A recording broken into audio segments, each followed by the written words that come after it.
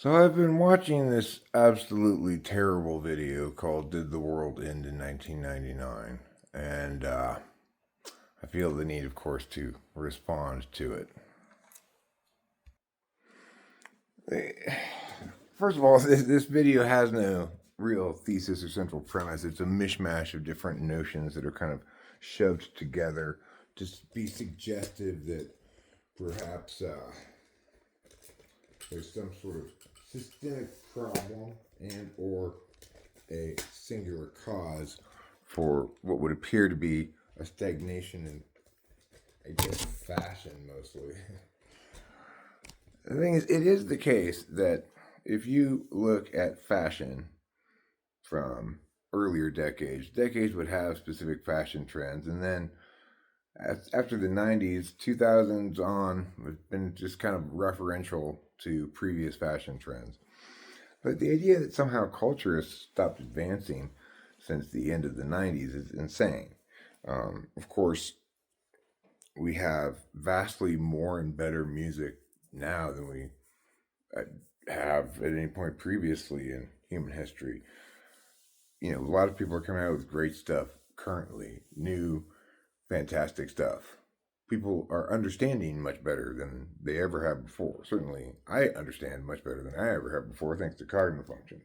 The fluidity of information because of the internet providing a metaphysical ecosystem. The interesting thing is this guy's channel's name is Metaphysical, but he's not very metaphysical.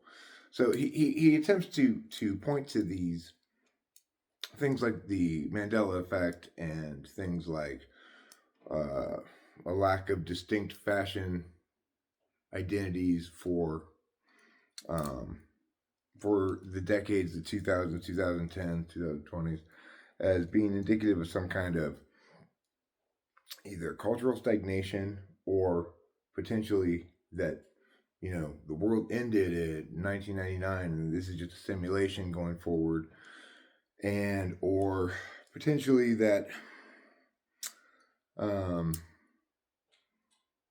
that in some other fashion our experience in the current moment is deficient or unreal. Okay, now the problem here is multiple, but first and foremost, if you're going to make a claim that there's some kind of a simulation, you need to understand that you've got a couple ways of imagining a simulation. There's one simulation that's Matrix-esque, which is what he refers to constantly in this horrible video.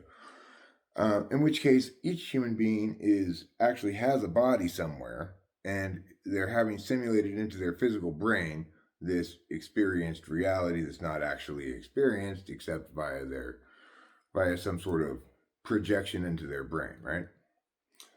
But there's another kind of simulation that would say some of us have our bodies someplace and are being simulated and are simulating a lifetime, say, on this planet in this world, while many of our fellow people in the world are just simulated people, NPCs, and that's a different kind of model for a simulation.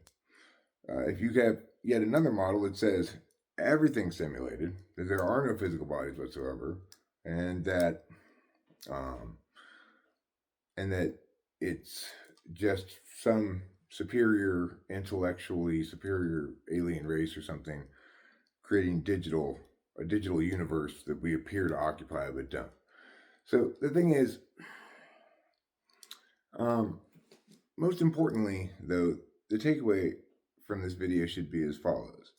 Yes, there's a thing as time compression, which is to say, 5 years in 1920 was a lot longer than 5 years in. It was a lot shorter than 5 years currently. The amount of change that happens between now and 5 years from now is a lot more than, say, 100 years ago. This is not just technology, but it's the result of information fluidity, most of all. I don't think that's what this guy is understanding. First of all, regarding the Mandela effect is simply explained as remembering things as they should have been rather than as they were. And it's essentially an overriding by introverted intuition of introverted sensing with a preferable narrative. What's annoying about this video is this guy thinks he's saying something. He thinks he's gesturing at some sort of mystical world timeline shift circa 1999. Or if not that, then some problem that is revealed by this apparent lack of change. But of course, he's just cherry picking specific things that don't seem to change, ignoring the massive amounts of things that do change, and then dismissing most of those as excluding technology. Well, I mean, of course, technology is not just this dry digital ones and zeros machine code bullshit, right? It's all the various things that empower us to live the way we do. The fact that there's a lot of remakes of movies and stuff, and a lot of similar ideas, stems from the fact that there's been so many different ideas made into movies, and after a certain period of time, you get to understand that each of those specific movies can be classified as fitting in this archetype or that archetype of movie, and with increasing access to the history of human endeavor, we simply unavoidably recognize how this or that idea is referential of previous ideas.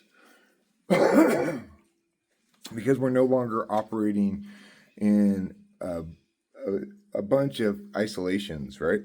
Thanks to the metaphysical ecosystem that is the internet. So this guy's a fucking tard. Okay, that's what I have to say about him. He is so dumb, and his video is so not interesting and not informative at all. And yet he's got 150,000 subs, and he's got a channel called Metaphysical.